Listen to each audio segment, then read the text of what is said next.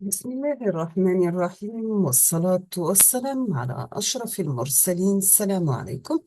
Bonjour tout le monde. Aujourd'hui, on va commencer par chapitre numéro 1, généralité sur les signaux, module, théorie de signal. Voici le plan de notre cours. On va commencer par introduction. Deuxièmement, on va passer la classification des signaux. Troisièmement, on va parler des signaux élémentaires. Et on termine avec l'approximation des signaux par des fonctions orthogonales. Généralité sur les signaux, nous avons qu'un signal, on peut le définir comme étant représentation physique d'une information à transmettre, ou bien c'est une entité qui sert à véhiculer une information. À titre d'exemple, vous avez les ondes acoustiques comme le courant délivré par un microphone pour la parole et la musique, les signaux physiologiques, le EEG, le ECG, le EMG, etc. La tension aux bornes d'un condensateur en charge pour les panneaux photovoltaïques, solaires et batteries, les signaux géophysiques pour vibrations sismiques, structures en génie civil et bâtiments et barrages. On trouve aussi le pluviométrie, l'intensité du pluie, concentration d'une matière dans un lac ou bien un barrage, par exemple le phosphate, le nitrate, etc. Finance cours de la bourse, images, vidéo. On va passer maintenant les concepts de base et applications et on va commencer par définition du bruit. Qu'est-ce qu'un bruit? Donc, on peut considérer qu'un bruit, tout phénomène perturbateur peut en générer la perception ou bien l'interprétation d'un signal. Donc, c'est une entité qui sert à véhiculer une information. À titre d'application, on trouve le domaine de automatisation des procédés, le domaine de robotique et mécatronique, génie biologique et médical, et pour les systèmes embarqués, pour les smart cities ou bien les smart homes. Pour le mot traitement du signal, ça concerne la discipline qui a pour but l'élaboration ou bien l'interprétation des signaux porteurs d'informations en s'appuyant sur l'électronique, l'informatique et la physique appliquée. Quel est son objectif? L'objectif, bien sûr, du traitement du signal, c'est d'écrire et représenter les signaux, comprendre le principe et les limitations des méthodes d'analyse et de traitement. Voici un exemple d'une chaîne de traitement du signal. Vous avez un système physique qui passe à travers un capteur accompagné de bruit. On obtient un signal électrique plus bruit. Ce signal électrique plus le bruit va passer à travers un canal de transmission aussi accompagné de bruit. Le signal à la sortie du canal va faire l'objet d'une entrée au récepteur après traitement et à la fin, on obtient une information utile et bruit résiduel. Ça, c'est la chaîne de transmission d'un signal analogique. On passe maintenant à la classification des signaux. On peut envisager plusieurs modes de classification pour les signaux selon leurs propriétés. Nous avons la classification phénoménologique, classification énergétique, classification morphologique. La classification euh, Nous avons donc, on peut envisager plusieurs modes de classification pour les signaux selon leurs propriétés, soit classification phénoménologique, énergétique, morphologique. Voici un exemple de signaux déterministes. Un signal sous forme d'exponentielle décroissante, la fonction rampe, la fonction échelon et un signal périodique. Donc, nous avons une classification selon est-ce que notre signal est déterministe ou bien aléatoire. Pour la classification énergétique, une classification peut être faite à partir des notions d'énergie et de puissance d'un signal. Vous avez le contenu C d'un signal S de t défini par l'intégrale de moins l'infini de S de t dt, sachant que l'énergie E de x de S de t est une fonction réelle ou complexe de t. Donc, l'énergie, c'est l'intégrale de moins l'infini à plus l'infini de S de t élevé en carré en valeur absolue dt. L'énergie est aussi appelée valeur quadratique de S de t.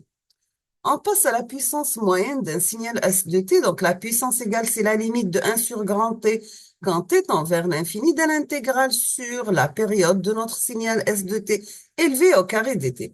Dans le cas particulier où S de t est périodique de période grand T, on peut définir la puissance comme étant 1 sur la période, l'intégrale tout au long de la période du signal en valeur absolue S de t élevé au carré dt. La puissance moyenne est aussi appelée valeur quadratique moyenne de S de t. On distingue les signaux à énergie finie et les signaux à puissance moyenne finie. Voici une classification morphologique. Est-ce que notre signal en temps continu et l'amplitude continue? Donc, le temps continu et l'amplitude discrète et discret continu, discret, discret. Donc, on passe du discret vers, selon le temps continu, le discret à travers échantillonnage. Pour l'amplitude continue discret, nous avons la quantification. Les signaux typiques, donc, afin de simplifier les opérations ainsi que les formules obtenues, certains signaux fréquemment rencontrés en traitement du signal disposent d'une modélisation propre. Vous avez la fonction signe. Vous avez aussi la fonction échelon. Vous avez la fonction rampe. Vous avez aussi la fonction rectangulaire ou bien ce qu'on appelle la fonction porte. On trouve cinquièmement la fonction triangulaire. Sixièmement, on trouve l'impulsion de Dirac. Voici la représentation mathématique et graphique de la fonction signe. Nous avons signe de t prend la valeur moins 1 pour t négative. Elle prend la valeur plus 1 pour t positive. Donc, la fonction signe est égale à plus 1, la partie positive, égale à moins 1 pour la partie négative. Par convention, on admet pour valeur à l'origine signe de t égale à 0 pour t égale à 0. On passe deuxièmement la fonction échelon. Nous avons u de t égale à 0 pour t négative, égale à 1 pour t supérieur ou égal à 0. Troisième fonction, c'est la fonction rampe. Cette fonction est définie par r de t est égal t multiplié par l'échelon u de t, c'est-à-dire que notre signal, c'est un cosignal causal, commence à partir de 0. La rampe r de t égale à 0 pour t inférieur ou égal à 0 égale à t pour t positif. La fonction rectangulaire ou bien porte, cette fonction est définie par rec de t prend la valeur 1 pour t en valeur absolue inférieure à t sur 2, prend la valeur 0 pour t en valeur absolue supérieure à 2. Voici sa représentation graphique. Donc, une fonction porte d'amplitude égale à 1, la période égale à t, elle est centrée 0. La fonction triangulaire, donc tri de t égale à 1 moins la valeur absolue de t pour t en valeur absolue inférieure à 1, ou bien t compris entre moins 1 et 1, et prend la valeur 0 pour t positif. L'impulsion de Dirac correspond à une fonction porte dont la largeur t tendrait vers 0 et l'air égale à 1. Donc, vous avez Dirac de t prend la valeur 1 pour t égale à 0, prend la valeur 0 pour t différent de 0. On passe aux propriétés de la fonction impulsion de Dirac. On va commencer par l'intégrale. Nous avons que l'intégrale de moins l'infini à plus l'infini de Dirac de t dt égale à 1. L'intégrale de moins l'infini à plus l'infini de x de t Dirac de t égale à x de 0. L'intégrale de moins l'infini à plus l'infini de x de t Dirac de t moins t0 dt égale à x de t0. Pour le produit, nous avons x de t Dirac de t égale à x de 0 Dirac de t égale à x de 0. Pour x de t par Dirac de t moins t0, ça sera x de t0 par Dirac de t moins t0 est égal tout simplement x de t0. Pour l'identité, nous avons un produit de convolution du signal avec Dirac de t, ça donne le signal lui-même. La translation, donc nous avons x de t convolu avec Dirac de t moins t0 égale à x de t moins t0. X de t moins t1 convolu avec Dirac de t moins t0, ça sera x de t moins t1 moins t0. Maintenant, on va parler de la peigne de Dirac. On appelle peigne de Dirac une succession périodique d'impulsions de Dirac. Nous avons Dirac de t égale la somme pour k varie de moins l'infini à plus l'infini, de Dirac de t moins kt. T représente la période du peigne. Cette suite est parfois appelée fonction d'échantillonnage ou bien ce qu'on appelle le train d'impulsion. Huitième fonction, c'est la fonction sinus cardinal. Par définition, la fonction sinus cardinal est définie par sinus cardinal de t est égal sinus pt sur pt. Voici sa représentation graphique. Nous avons une limite de sinus x sur x égale à 1 lorsque x tend vers 0. Cette fonction joue un rôle très important en traitement du signal. Maintenant, on va parler du développement des signaux en série de fonctions orthogonales. Nous avons une remarque que cette partie représente un supplément d'information pour permettre à l'étudiant d'avoir juste une idée générale sur la théorie d'approximation des signaux. Pour le principe de la représentation vectorielle des signaux, nous avons le principe de la représentation vectorielle des signaux revient à considérer tout signal S de t comme la combinaison linéaire de une fonction phi k de t appartient à C. Nous avons S de t, c'est la somme pour k varie en M de alpha k phi k de t, sachant que S de t égale la somme de k varie de moins l'infini à plus l'infini de alpha k phi k de t. Les coefficients alpha k déterminés constituent une représentation discrète du signal S de t. L'intérêt majeur de cette décomposition linéaire d'un signal à l'aide de signaux plus simples est de faciliter l'analyse de différents types de signaux. Ceci constitue de fondement de l'analyse des signaux. Pour la mesure de la distance euclidienne, on va commencer par la définition d'une distance euclidienne entre deux signaux. La distance euclidienne entre deux vecteurs x qui est égal à x1, x2 jusqu'à xn, y qui varie de y1, y2 jusqu'à yn est définie par la distance, c'est la racine carrée de la somme y varie de 1 حتى n de xi moins yi élevé au carré. Le symbole de barre est une norme dans le cas d'un vecteur complexe, bien sûr. La distance t entre S et R permet de mesurer le degré de dessemblance entre deux signaux sur un intervalle de temps t. Maintenant, on va définir la norme L carré, l'ensemble des signaux de fonctions réelles ou bien complexes du temps définis sur une durée t et de carré intégrable, c'est-à-dire d'énergie finie, forme un espace L carré t de norme. La norme de S, c'est la distance entre S et 0, donc ça sera la racine carrée d'un intégral entre T1 et T2 de S de T élevé au carré dt. 2 bar S élevé au carré représente l'énergie de S de T. Donc, la norme de S élevé au carré représente l'énergie du signal. La distance entre deux signaux S de T et R de T est donnée par la formule suivante. La distance entre S et R est égale à la norme entre S moins R, donc est égale à la racine carrée d'un intégral entre T1 et T2 de S de T moins R de T élevé au carré dt. Maintenant, on va parler du produit scalaire et on commence par définition. Un produit scalaire de deux vecteurs x qui varie de x1 jusqu'à xn, y qui varie de y1 jusqu'à yn peut s'écrire comme suit. Vous avez x multiplié par y égale la somme pour y varie en n de xi, yg conjugué. En particulier, vous avez x, produit scalaire de x est égal à la norme de x élevé au carré. Y et étoile désigne le conjugué complexe de y. Le produit scalaire de deux signaux, donc vous avez le produit scalaire de deux signaux S de t et R de t appartient à L carré, vaut, donc entre S et R conjugué, c'est l'intégrale entre S de t et R conjugué de t dt, et en particulier vous avez le produit scalaire entre S et S conjugué, ça sera la norme de S élevée au carré. On va parler maintenant des signaux orthogonaux. Nous avons définition des vecteurs orthogonaux. Deux vecteurs x et y sont orthogonaux si leur produit scalaire est nul. Donc, vous avez x par y égale à 0. Les signaux orthogonaux cette fois-ci, donc si vous avez deux signaux S de t et R de t sont orthogonaux, c'est leur produit scalaire est nul. Donc vous avez le produit scalaire entre S et R conjugué qui est égal à l'intégrale sur la période t de S de t par R conjugué dt égale à 0. Maintenant, on va définir l'inégalité de Schwartz. De manière analogue au cas de produit scalaire de deux vecteurs, on montre que pour S de t et R de t de signaux d'énergie finie, nous avons le module de produit scalaire entre S et R conjugué au carré, ça sera inférieur ou égal à la norme de S au carré par la norme de R au carré, donc c'est le produit scalaire entre S et S conjugué multiplié par le produit scalaire entre R et R conjugué.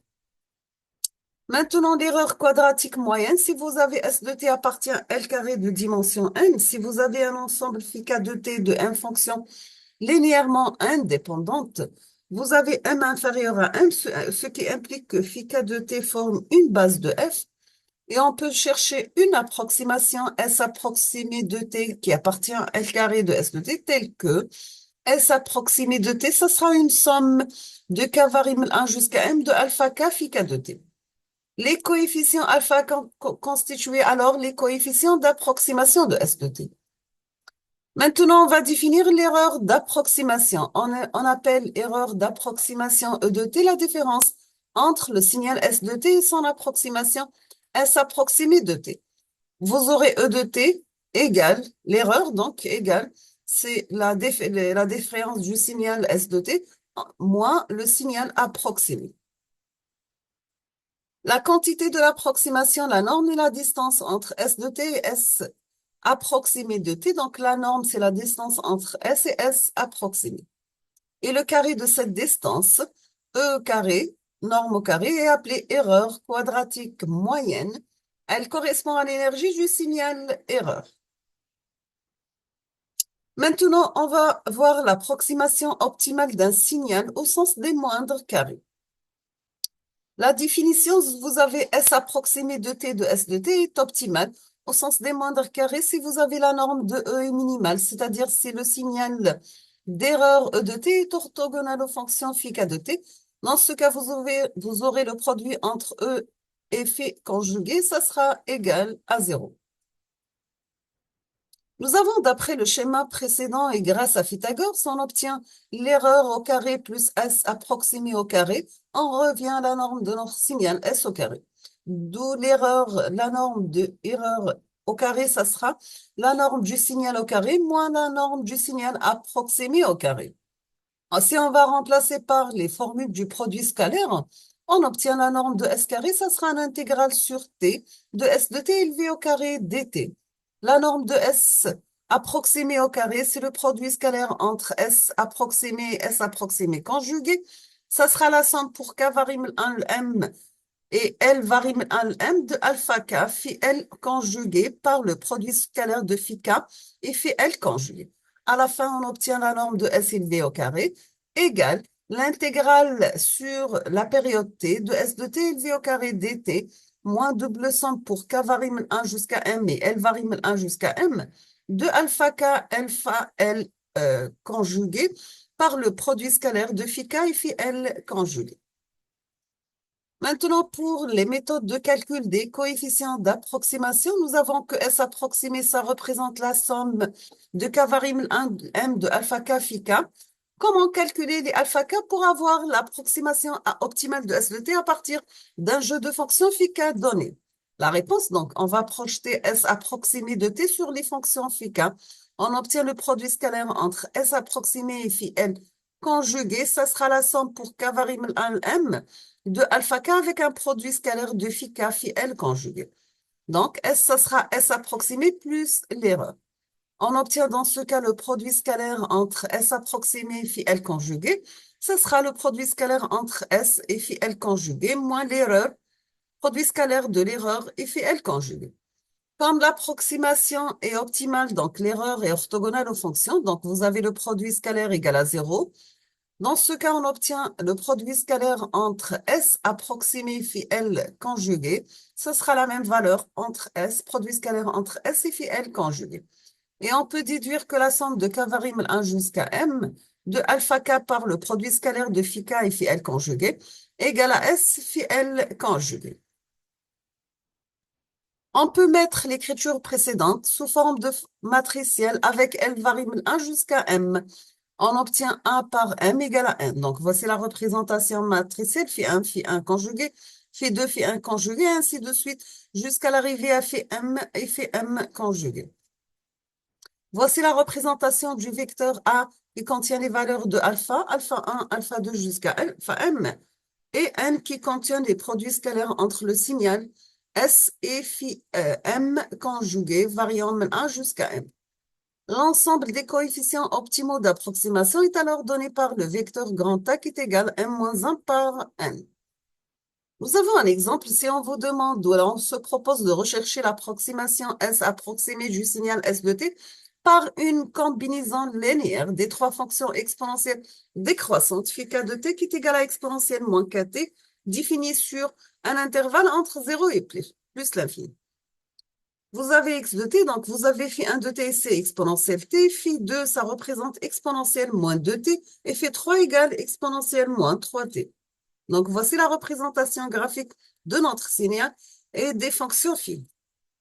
On peut chercher dans un premier temps à valeur, évaluer les produits scalaires entre phi k et phi l. Donc on obtient phi k phi l égale l'intégrale de 0 à l'infini de phi k de t par phi l conjugué de t. On va remplacer par un intégral entre 0 et plus l'infini de exponentielle moins kt par exponentielle moins lt dt. Donc, ça sera un intégral entre 0 et l'infini de exponentielle moins k plus lt dt. Donc, ça sera 1 sur k plus n. On déduit la matrice pour k égale à 1, k égale à 2 et k égale à 3. Et pour L égale à 1, L égale à 2 et L égale à 3. Donc, on obtient 1 demi, 1 sur 3, 1 sur 4, 1 sur 3, 1 sur 4 et 1 sur 5, 1 sur 4 et 1 sur 5 et 1 sur 6. Notons que dans cet exemple particulier, les fonctions phi k ne sont pas orthogonaux. Donc, le produit entre phi k et phi l conjugué est différent de 0 pour k différent de l. On obtient les projections de S sur les fonctions phi k sont données par les produits scalaires suivants. Donc, on va remplacer S de t par exponentielle moins kt, etc. Donc, on obtient la forme suivante pour un intégral entre 0 et l'infini. Donc, on aura entre 0 et 1 et entre 1 et 2. Et on déduit le vecteur 1 qui prend la valeur suivante, avec les coefficients d'approximation sont alors donnés par le vecteur A qui prend la valeur moins 6,775, 23,850, moins 16,652. La meilleure approximation possible pour le signal S de t à l'aide d'une combinaison linéaire des fonctions phi k est donnée par S approximé, ça sera moins 6,775 phi 1 plus 23,850 phi 2 moins 16,652 phi 3. Donc, voici l'approximation. Le calcul de l'erreur quadratique moyenne est donné par la formule suivante. Donc, la norme de E au carré, ça sera la norme de S moins la norme estimée de S au carré. Donc, est égal à peu près 0,81. Dans ce cas, l'ensemble des phi k n'est pas complet car l'erreur ne peut pas jamais être égale à 0. Pour trouver un meilleur ensemble des fonctions phi k, on précède une comparaison de la valeur de l'erreur avec un seuil. Nous sommes arrivés à la fin de ce cours, donc je vous remercie infiniment pour votre attention et à la prochaine vidéo, Inch'Allah.